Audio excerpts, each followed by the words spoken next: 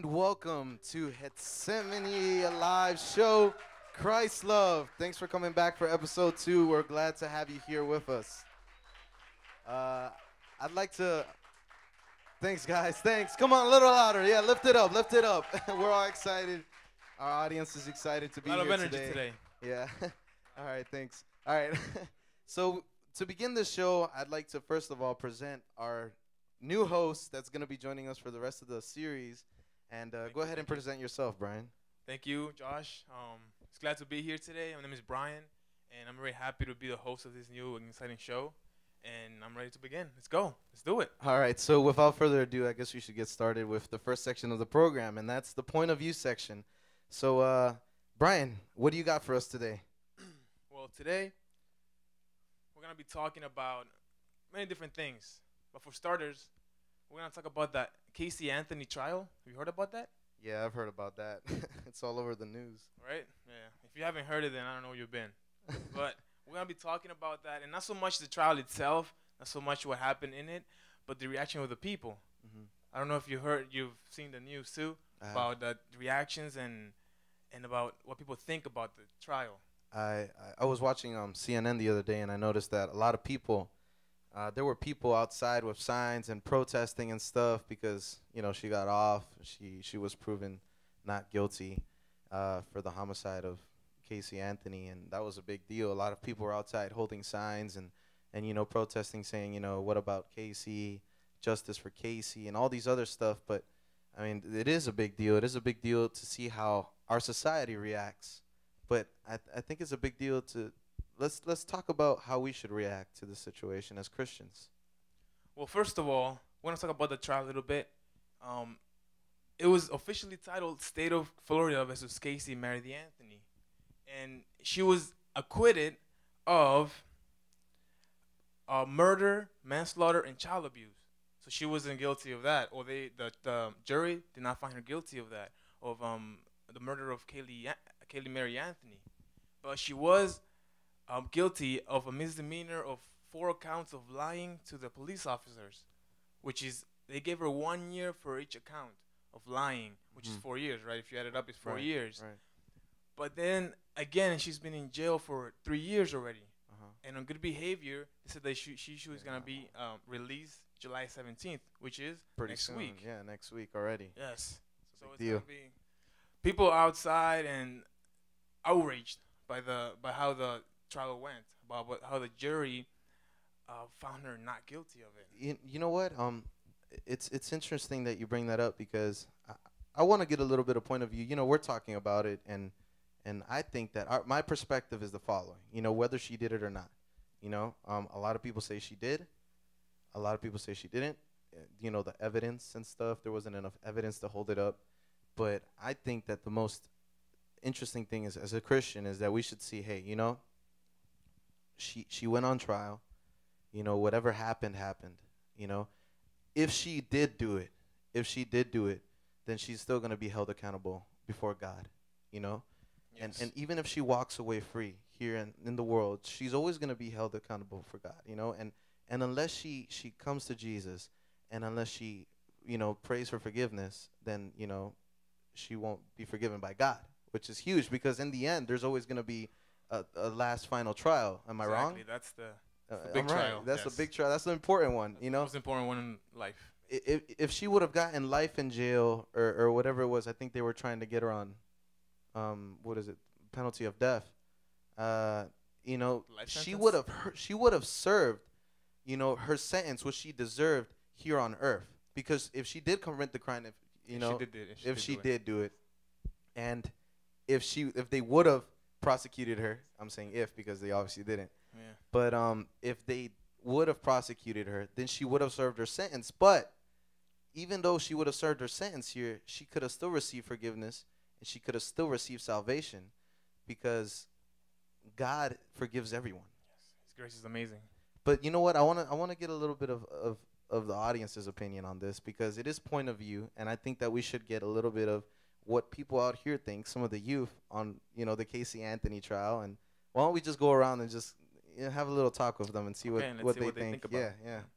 So let's see. Who should we pick first? Gio. Gio, what do you think about the Casey Anthony trial? Well, I think God has everything for a purpose. So I think the reason that why she was set free was because it's another opportunity for God's children to go out there and talk to her. To be like present to her the gospel of Jesus. That's another purpose for why God let her be on this earth to be saved. To be forgiven for her sins. So that's my opinion. Yeah, that makes perfect sense. Let's get a little older perspective on this opinion. Let's come over here, and I want to hear what an adult has to say. Um, this is our pastor's wife from our church, and Pastora, what do you have to say about this? Well, I think they declare her not guilty. However, not guilty doesn't mean that she's not innocent. So I just leave it in the hands of the Lord. Whatever the Lord decides for her, if she takes that gift from the Lord, then she won't be, um, guilty. But well, that's the law. That's a good point of view there, Pastora. And the reason why I think it's important, Brian, that we get a little bit of the audience's point of view on this is because I'm sure a lot of people out there on camera, on wherever they are, um, at homes, are probably thinking the same things. Some of you guys are probably saying, she did it, she did it. We always want to find a solution to every trial. Every time I see a trial on TV, I'm like, oh, she did it. Oh, she didn't do it. We always want to have an opinion about it. So the whole world or the whole United States that was there watching the trial and all the decisions that were made, we always want to give our opinion. There's actually and I remember you brought some pictures of it. Here you go. Here's a picture of it. There were people outside protesting, like we were saying Yes, earlier, a lot. and one person was saying, "Let God be the judge," and there was another person saying, "Justice for Casey," and they were arguing and they were debating because this guy came and said, "Let God be the judge," and the other everybody protesting was so angry at him and pointing him out, and was it the wrong thing for him to say? Was it the wrong thing for him to do? Like I said before, we always want to have an opinion. And basically, what I saw the news, and basically everybody except him were holding up signs saying the jurors are murderers, or Casey's a murderer, or that justice wasn't being served, that it was unjust, that it wasn't the right thing to do for the jurors to find her not guilty. But there was one man that was saying, "Let God be the judge," and that we shouldn't be judging that case, because none of us here are judges.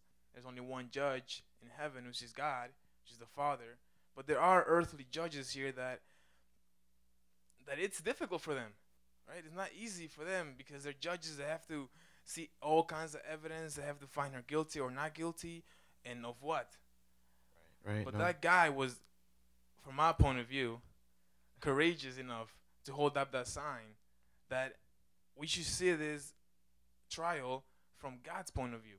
I think that's the right reaction to this whole thing, Brian. I think that we should look through the eyes of God, and remember that very famous saying, "What would Jesus do?" Exactly. And just have her in mind as a daughter of Christ.